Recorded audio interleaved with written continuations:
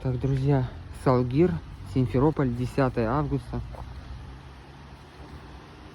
С утреца еще не так жарко, но уже припекает немножко.